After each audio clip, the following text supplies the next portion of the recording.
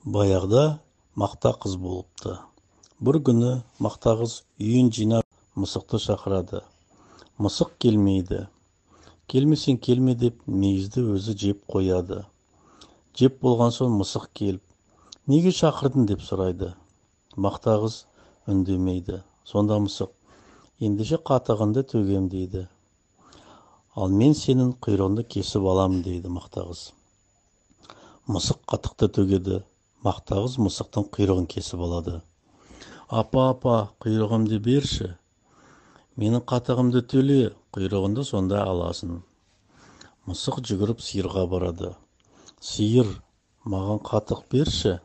Сонда сиыр, менің қарным ашып тұр. Маған жапырақ әкеліп берші.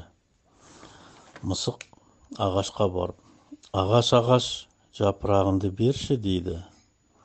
Мен шөлдеп тұрмын, су әкелсең, жапырақ берем дейді ағаш.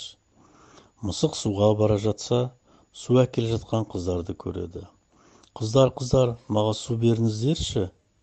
Қыздар оған, бізге сағыз әкеліп берсең, біз саған су береміз дейді. Мысық дүкенге барады.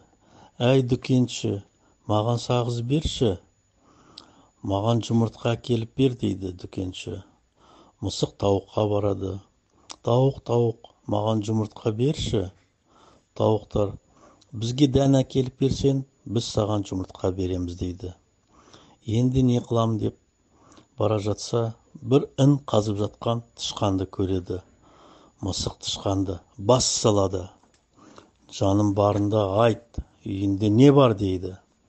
Тышқан қорыққаннан, үйімде бір табақ тары бар дейді. Онда маған бір уыс тары бер дейді. Тышқан үйіне барып, бір уыс тары әкеліп береді. Мысық тарыны апарып тауыққа береді. Тауық жұмыртқа береді. Жұмыртқаны апарып дүкеншіге береді. Дүкенші сағыз береді.